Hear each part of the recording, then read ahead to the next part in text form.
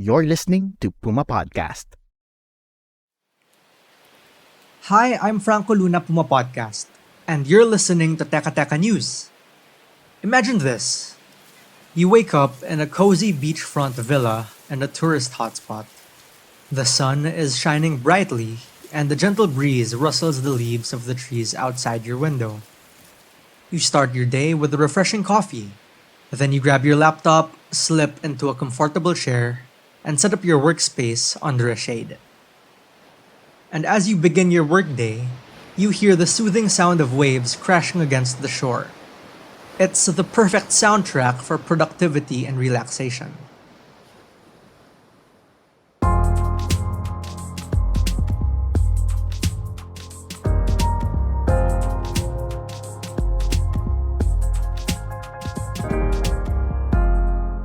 In today's episode, Technological advancements have made work even more mobile. It is now possible for an employee from Metro Manila to enjoy the shores of La Union while assisting their boss from the United States. we talk about the newest fad in travel and tourism, mixing your vacation with work. It is clear that hybrid work is here to stay. Adopting is a no-brainer. It will improve our productivity and health, reduce our expenses, and make us more competitive. Some experts believe that the office of the future is virtual, global, and portable. They foresee a future of workers wearing head-mounted displays to interact with digital avatars in virtual reality boardrooms. These innovations have not led to liberation from the tyranny of the cubicle. You just heard Senator Grace Poe. She's chairperson of the Senate Committee on Economic Affairs, and she was talking about the latest trend in travel and tourism, a game changer in the future of work as we know it. It's a new way of making a living spurred by the pandemic. You've probably seen this kind of workers on your own social media feeds, also known as digital nomads. Many of them are entrepreneurial, free-spirited, and tech-savvy millennials and Gen Zers putting together freelance gigs from practically anywhere in the world as long as they have a gadget and stable internet connection. Most countries in Southeast Asia are already offering visas that allow tourists to work remotely in a foreign country for extended periods of time. And we might be close to rolling our own digital nomad visas out. Listen to what Communications and Technology Secretary Ivan Uy had to say at an economic briefing in Washington, D.C. in April. We have two major programs that we are deploying. One is our digital nomad program, which will allow more people to work not from home, but from the beach, from the beautiful areas. And that leads me to the second program that we have, which is the Geeks on the Beach program. So those are the two programs that we are pushing by providing better connectivity. People can vacation in those areas, but they can also do work in many of those different islands all around the country. In recent years, there has been a growing trend of governments offering digital nomad and workcation visas to foreigners. These visas allow people to work remotely from another country for a period of time, typically up to 6 months or a year. And as you heard, governments around the world are going all in on the possibilities of remote work. Even before the pandemic, close to 8 million Americans were already utilizing technology to work remotely. This trend is already being embraced by our Southeast Asian neighbors. In Bali, we see one of the recent cases mostly about the Russia or Ukraine or foreigners. So it's about the war. There are many foreigners in Bali, but they're coming mostly as tourists, like short-term stays. But these Ukraine, Russian friends are staying in Bali for a long time, and staying for a long time means they're creating livelihood. You just heard Citra Prastuti. She's editor-in-chief of KBR, Indonesia's first and only independent radio news agency. She was talking about how KBR has covered the phenomenon of digital nomads in Bali, which initially started with middle-class Russians and Ukrainians who wanted to escape the impact of the war between the two countries. When we look at this kind of issue, we try to listen to what the locals have to say. the local authority and also the local people living in the area, and also looking at how the policy available around this issue, whether the local policy or the national policy about that. It's not difficult to see how Asian countries like the Philippines might both gain some and lose some from the demand for workation opportunities around the world. Here at home, our resorts are offering those work from the beach packages to foreign tourists. Even young Manileños are packing their bags to work from Boracay, La Union, and Siargao. It's a win for the tourism industry, and that's why it's eager to catch on further. There's already a House bill that will lead to the government offering digital nomad visas. But even if we don't have those yet, we're already coming up with ways not to lag behind other countries. Here's DICT Secretary Ivan Uy again. We're actively working with the Department of Tourism in providing broadband infrastructure in all the 94 identified tourist sites in the country. We are working also with the local governments in providing them with the necessary support in developing the surrounding communities and those tourist sites in providing them with free Wi-Fi programs in order to also empower the local community in supporting those tourist areas. But it's not just about workers coming into the Philippines. It's also about our own workers leaving the country. After all, the Marcos Jr. administration has been consistently marketing us that way to the rest of the world. Now, the core strength of the Philippine economy lies in its large base of young, highly skilled, English-speaking, and tech-savvy workers. With a median age of 25, our globally competitive workforce is primed to drive industries forward in the modern economy. This is an exciting time to do business in the Philippines. That was Finance Secretary Benjamin Jokno speaking at the same economic briefing in Washington, D.C. Digital nomad and workation visas also have downside for developing countries, and one of them is the so-called brain drain. When skilled workers leave their home countries to work remotely in other countries, it can deprive those countries of their talent and expertise. We're pausing for a quick break now. When we return, we'll take a deep dive into the other side of remote working in foreign countries.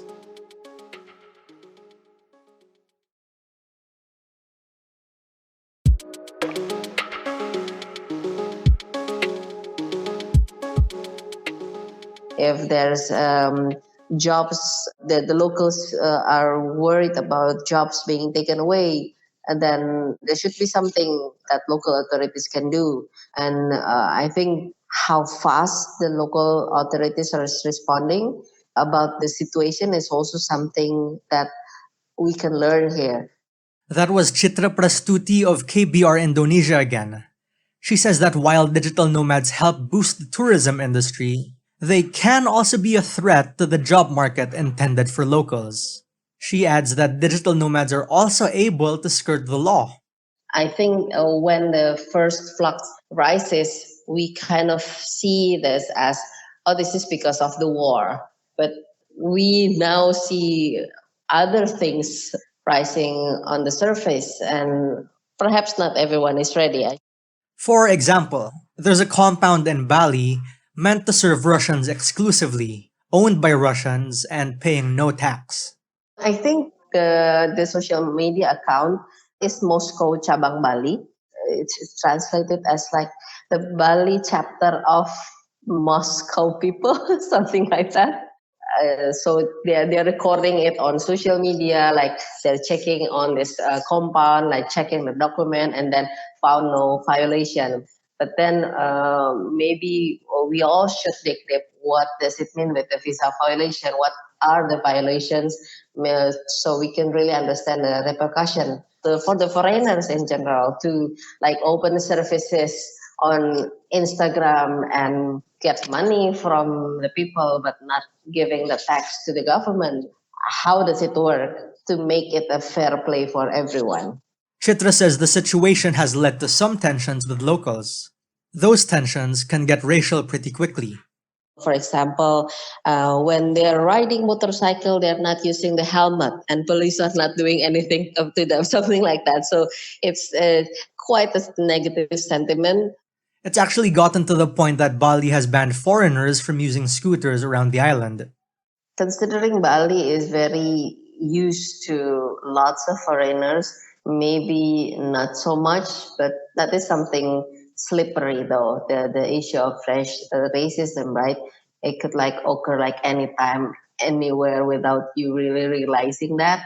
So I think there's a potential there, especially when we look at the previous encounters between the foreigners and the local authorities and the local villagers. And as it is, the Philippines has got a lot of digital nomads flocking in already. Let's hear it from Senator Pia Cayetano. I don't want to say underground economy, but some of them are not paying taxes. Informal, there you go. Informal economy that goes on there. I had the opportunity to chat with a foreigner who spent some time in Cebu. There's a big foreign community there that works there. But he was telling me that the community in Chiang Mai is so much bigger. And all it really takes is great internet and then the basics that support the life of a young person. So places to eat, entertainment, friends, places to stay. And they're digital nomads because they move around. So we're not even talking about work from home. Digital nomads or not, foreigners who want to work or do business in the Philippines come in under different kinds of visas and circumstances, and that's not always for the good. Nothing prepared us for what we discovered after. Our country is hosting its very own scam hubs. Large condominium buildings are being repurposed to be used as living and working facilities for trafficked human beings, being forced to perform scams on hapless victims. Kung ang mga scam hubs sa Cambodia at Myanmar ay nasa gitna ng kawalan, nasa mga liblib na probinsya, dito sa Pilipinas, andito mismo sa kabisera, in the middle of the urban jungle, 15 minutes away only from the airport, and probably 10 minutes away from the Philippine Senate. That's Senator Risa Hontiveros at a recent Senate hearing. Remember that story? She was talking about the scam call centers operated by the Chinese mafia. Consider too the rows and rows of pogo facilities in places like Cavite and Pasay. Most of those workers came here under the Visa on Arrival program, which arguably gave out visas more powerful than the digital nomad ones handed out by other countries. Now it would be disingenuous and even racist to say that our Visa on Arrival directly leads to criminal activity from foreign syndicates.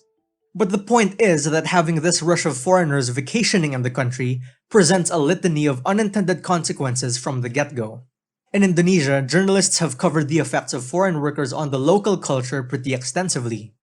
Having a livelihood here means they have to find a job, maybe get married at some point, or like buying some things. And this might lead to other bigger problems if the authority is not like really addressing this as a problem.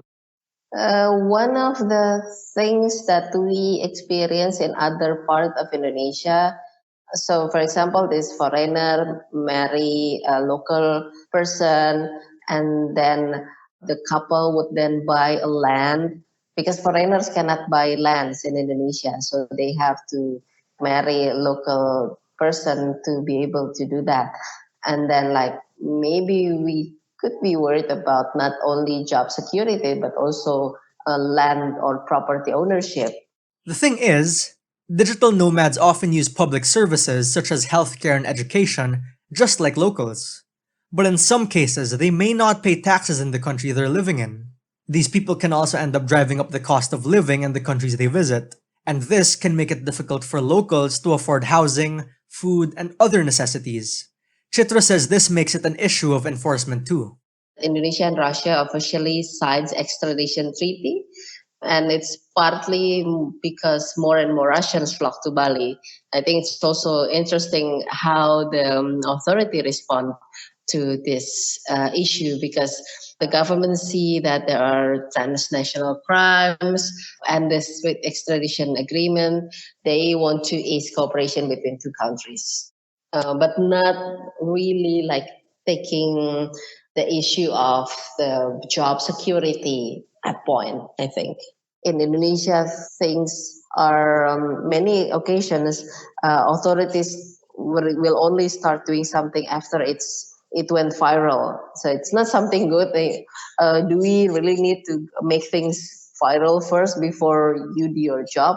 So it's not an ideal way of work, but it's something that we need to fix. There's no doubt having droves of foreigners coming in is good for business. But perhaps the bigger lesson to be learned here is how careful we should be with these vacation or digital nomad visas, and the slippery slopes a country like the Philippines can open itself up to once they're handed out.